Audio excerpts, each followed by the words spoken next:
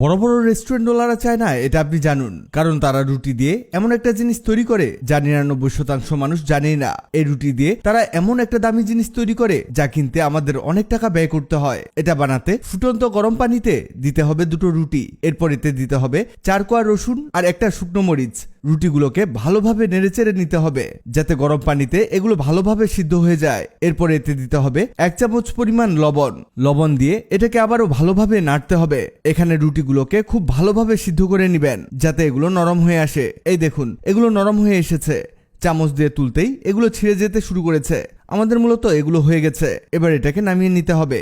এখন এই সবকিছুকেই ব্লেন্ডারে ঢেলে দিতে হবে। এরপর এতে দিতে হবে 1 কাপ ময়দা, আরো দিতে হবে সামান্য পানি। এবার এই সবকিছুকেই ভালোভাবে ব্লেন্ড করতে হবে। খেয়াল রাখতে হবে সবকিছু যেন ভালোভাবে ব্লেন্ড হয়, কোনো কিছু যেন অবশিষ্ট না থাকে।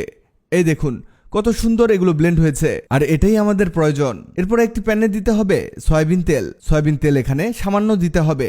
এবার সেই ব্লেন্ড করে রাখা রুটির মিশ্রণটিকে এতে ঢেলে দিতে হবে।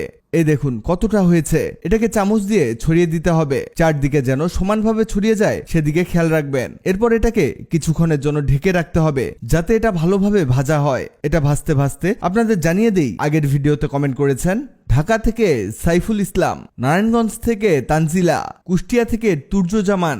আপনারা যারা কমেন্ট করেছেন আপনাদের ধন্যবাদ। এখন ঢাকনা খুলে দেখাই এটা ভাজা হয়েছে কিনা। আমাদের এটা ভাজা হয়ে গেছে। এটাকে উল্টে দেখাই। এই দেখুন কত সুন্দর ভাজা হয়েছে। এবার এর উপরে ছড়িয়ে দিতে হবে সস। এখানে আমরা টমেটো সস ব্যবহার করছি। এটাকে চামচ দিয়ে ভালোভাবে চারদিকে ছড়িয়ে দিতে হবে যেন রুটির চারদিকে এটা ছড়িয়ে পড়ে। এরপরে এতে দিতে হবে পেঁয়াজ। আমরা যেভাবে পেঁয়াজ দিচ্ছি আপনারাও ঠিক সেভাবেই দিবেন। এভাবে চারদিকে এটাকে ছড়িয়ে দিতে হবে। এটা দেখতে যতটা সুন্দর লাগবে খেতেও তার চেয়ে বেশি মজার হবে। এরপরে এতে দিতে হবে টমেটো কুচি। টমেটোগুলোকেও পেঁয়াজের মতোই কুচি করে নিয়েছি। যেভাবে আমরা পেঁয়াজগুলোকে দিয়েছি টমেটোগুলোও সেভাবেই দিতে হবে, খুব বেশি দেওয়ার প্রয়োজন নেই।